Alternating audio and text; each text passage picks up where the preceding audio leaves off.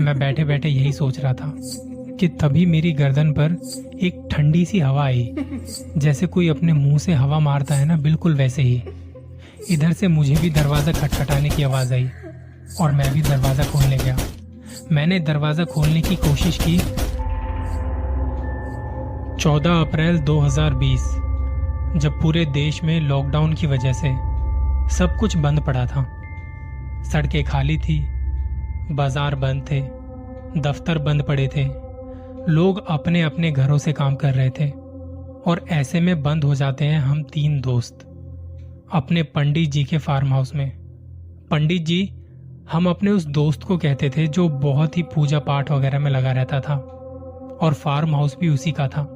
हम तीनों दोस्त राइटिंग किया करते थे और उन दिनों काफी टाइम भी था लिखने का।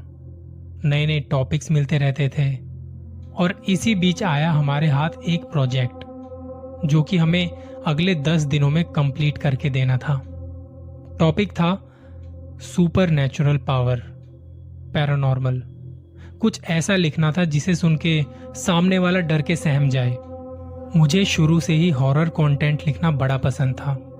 बहुत रिसर्च करनी पड़ती है वैसे हॉरर कंटेंट लिखने के लिए, और उस टाइम पर आप कहीं बाहर भी नहीं आ जा सकते थे। अब जब हम 3 दोस्त, मैं, मेरा दोस्त क्षितिज और पंडित जी, हम लोग घंटों तक साथ बैठ के बातें करते रहते थे अपने काम की।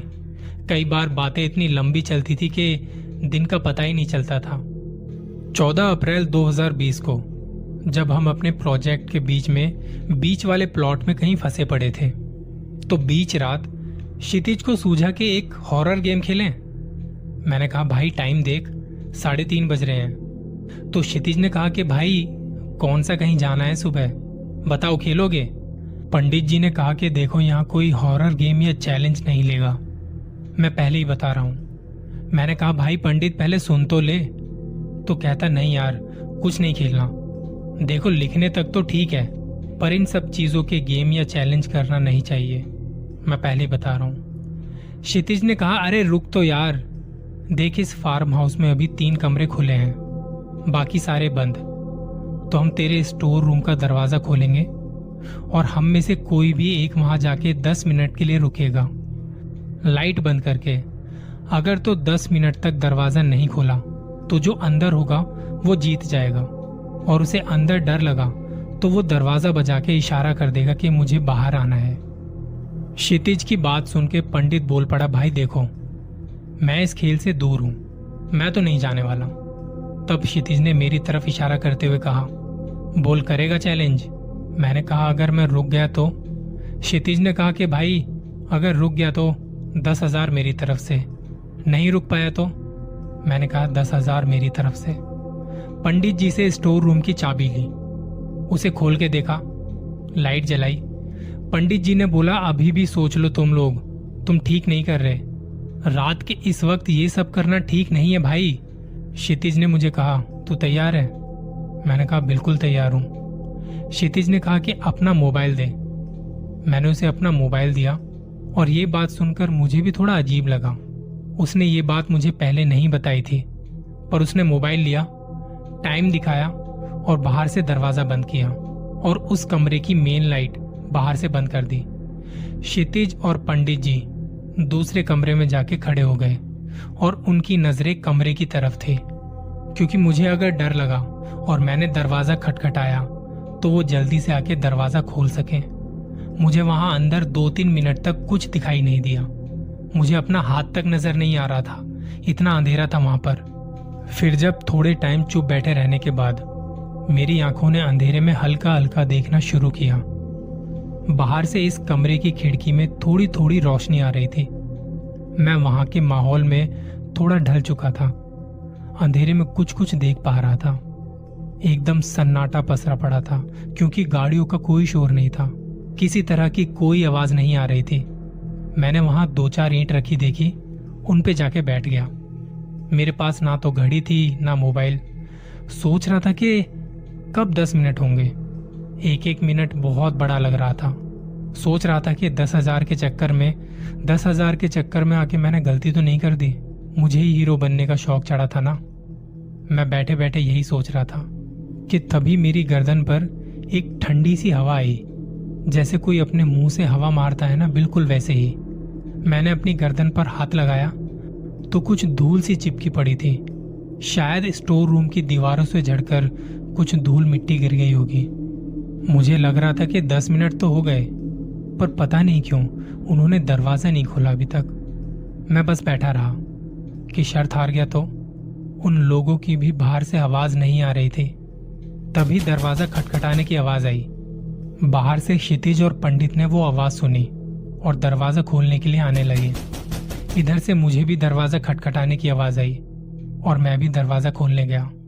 मैंने दरवाजा खोलने की कोशिश की तो वो बाहर से बंद था। क्षितिज और पंडित ने दरवाजा खोलने की कोशिश की तो वो अंदर से बंद था। दरवाजे के उस पार वो दोनों थे और इस पार मैं अकेला। दोनों ने दरवाजे को खोलना चाहा पर वो खुला नहीं। मैं यहां से चिल्ला रहा था कि क्या कर रहे हो तुम लोग। वो दोनों वहां से चिल्ला रहे थे कि दरवाजा खोलता क्यों नहीं है तू। पर हम तीनों को अपनी अपनी आवाजें भी नहीं सुनाई दे रही थी। वहां से उन्होंने भी खूब कोशिश की और यहां से मैंने भी खूब कोशिश की, पर दरवाजा नहीं खुला। इसी बीच कमरे से कुछ खिसकने की आवाज आई। मैं पसीना पसीना हो चुका था। मैं अपनी आंखों को हल्का हल्का घुमा के देखने की कोशिश करने लगा कि कौन है। मेरा गला सूख चुका था। मैंने पीछे पलट के देखा तो वो आवाज बंद हो चुकी थी और तभी दरवाजे की कुंडी खुलने की आवाज आई। दरवाजा खुद खुला।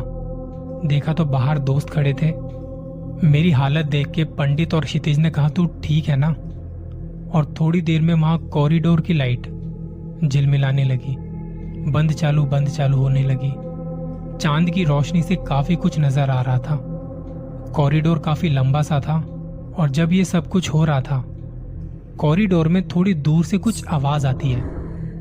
मैं इतनी देर अंदर अंधेरे में था तो मुझे अंधेरे में दिखाई दे रहा था हल्का हल्का कि एक परछाई हमारी तरफ आ रही है। धीरे धीरे मैंने अपने दोस्तों को कहा कि निकलो यहाँ से, फटाफट निकलो यहाँ से। पंडित अपने कमरे में गया और कुछ जलने वाली सामग्री लेके आया। कॉरिडोर के बीच रास्ते में उसने उस सामग्री को जला दिया और कुछ मंत्र पढ़ने लगा। थोड़ी देर में वो आवाज भी आनी बंद हो गई। लाइटों का झिलमिलाना बंद हो गया। लग रहा था कि सब कुछ नॉर्मल हो गया है। और तभी हमारे बिल्कुल ऊपर एक छोटा सा बल्ब जल रहा था।